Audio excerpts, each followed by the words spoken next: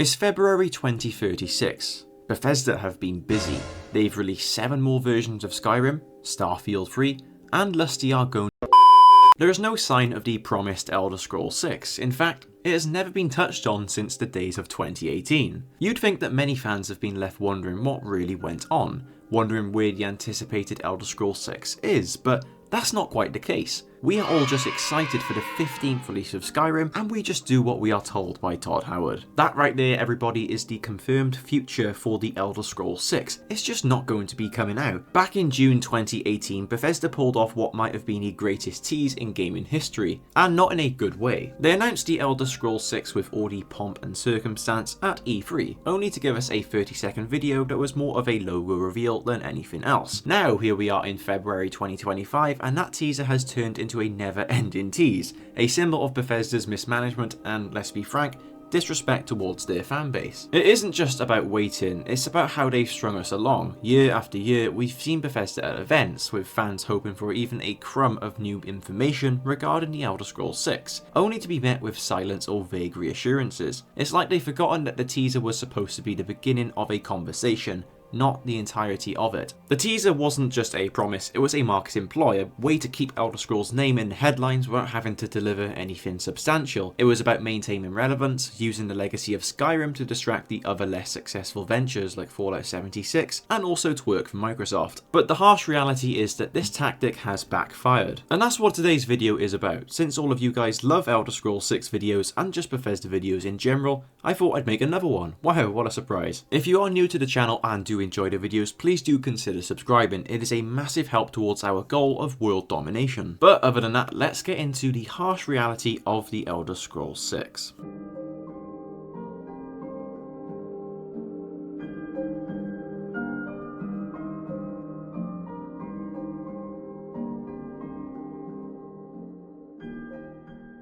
Let's start with the obvious, the handling of the Elder Scrolls 6. What was meant to be the continuation of a saga has turned into a symbol of unfulfilled promises. Bethesda announced it with fanfare, only to leave fans in a limbo of anticipation and frustration. This isn't just about waiting, it's about how they've managed, or rather mismanaged, the wait. The silence, the lack of transparency, the way that they've used the franchise's name to deflect criticism from other projects, it's all contributed to tarnishing what was once untouchable. Then there's the shift in business practices. Bethesda went from being a developer celebrated for its community engagement to one criticised for exploiting it. Now, in my previous video regarding Bethesda, I talked about the many numerous scummy things they've done. The Creation Club was the first nail in the coffin, but something that isn't touched too much upon is the whole Microsoft saga. Apart from deflecting blame from Fallout 76, have you ever wondered why Bethesda actually announced this teaser? Well, it's the entire impact or the consequences of the Microsoft acquisition. Bethesda really needed a big showing to show that they were marketable towards Microsoft. They really wanted to be purchased, and what better way than by exploiting hype from fans by using your biggest franchise to date to advertise a game that you have no intention on releasing anytime soon. This whole Microsoft purchase promised resources and stability,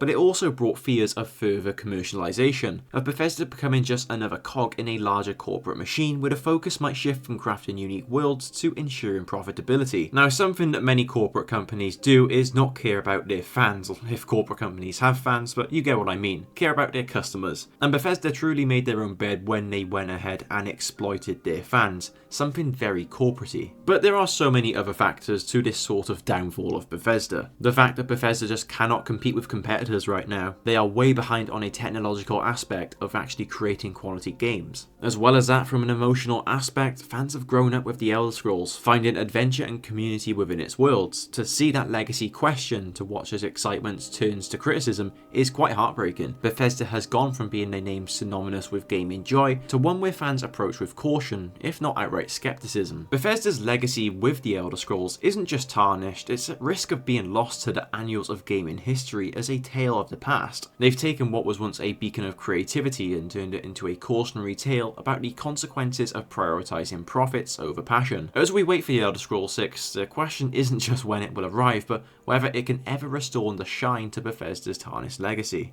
But how can this negative pathway that Bethesda have taken actually affect the Elder Scrolls 6? Is it a case of it will be delayed a few more years? Or will the game just not be up to modern standards and expectations? Let's take a little look into it.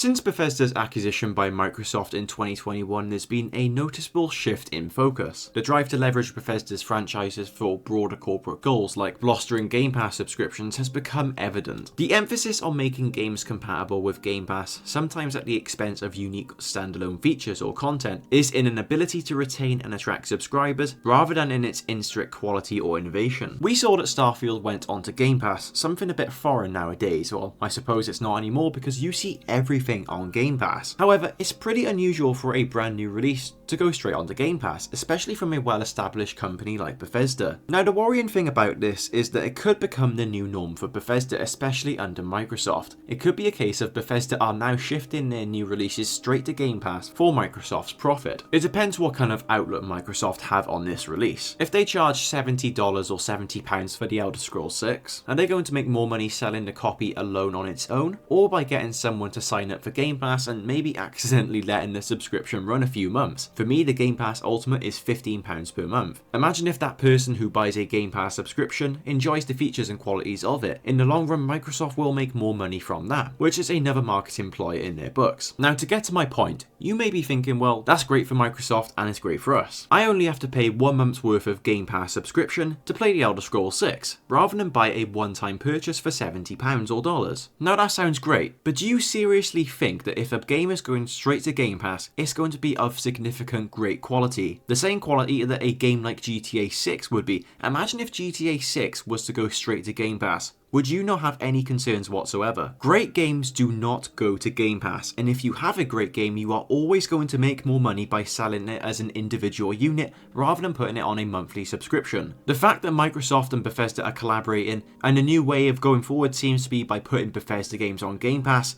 that to me says that the game's quality is not going to be good. Game Pass should be on for little niche arcadey kind of games and for old games that you want to play. If you put your brand new anticipated title on Game Pass, I do not have much hope for the quality of that game, and that's my concern with Elder Scrolls 6. But speaking of quality, does Bethesda still have the quality to make great games, especially after the latest release of Starfield, where we saw all of their best efforts in action? So let's talk about the last harsh reality of the Elder Scrolls 6, a game that just might not be able to compete with the competitors.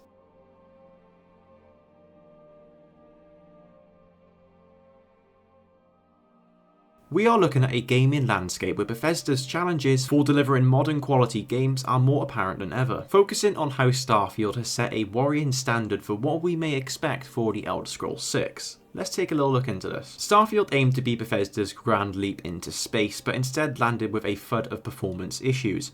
Reports of bugs, optimization problems, and the need for extensive patches post-launch have all become too familiar, as well as that the fact that it is just a terrible game in general. This isn't just about a few glitches, it's about a game that struggled to perform on even the latest hardware. And despite the vast universe that Starfield promised, the game was criticised for its narrative that felt very shallow compared to other RPGs, if you can call Starfield an RPG. The gameplay mechanics, while reminiscent of Bethesda's signature style, just didn't really push the boundaries, offering little innovation compared to competitors. This has led to a lot of critique, not on just the game's quality, but on Bethesda's willingness to innovate or the ability to. Let's do some competitive analysis. Baldur's Gate released prior to Starfield, created by Larian Studios, and they really demonstrated what modern RPGs can actually achieve with its intricate storytelling and choice-driven gameplay. Then you have post-update Cyberpunk. After its rocky start, Cyberpunk has become a benchmark for how games can recover and exceed expectations through dedicated updates. By the time Starfield came out, Cyberpunk had already shown how to deliver a polished, engaging experience. Even games from nearly a decade ago like The Witcher 3 outshined Starfield in terms of narrative richness, world building, and even gameplay mechanics. This comparison isn't just about nostalgia, it's actually about how far behind Bethesda seems to be in adapting or to surpassing contemporary gaming demands. Even now, when you look at Kingdom Come Deliverance 2, do you think that Bethesda are going to be able to release the Elder Scrolls 6 in a better condition and better gameplay mechanics than that? I don't think so. Bethesda's struggle with modern game quality is a narrative that is becoming harder to ignore. As we do look towards the Elder Scrolls 6, the hope is that Bethesda can turn this narrative around, but the current trajectory suggests that a release might echo Starfield's pitfall unless it's a significant shift in approach. This whole discourse surrounding the Elder Scrolls Scrolls 6 isn't just about anticipation anymore, it's about a deep-seated fatigue and an undeniable sense of betrayal felt by Bethesda's once loyal fanbase. From the fact that they can't make good games anymore, to a point where they've just teased us for many years and given us no updates, there's so many concerning things regarding the Elder Scrolls 6. So what is even the point in being excited for it, when every other game studio is better than Bethesda in every single department?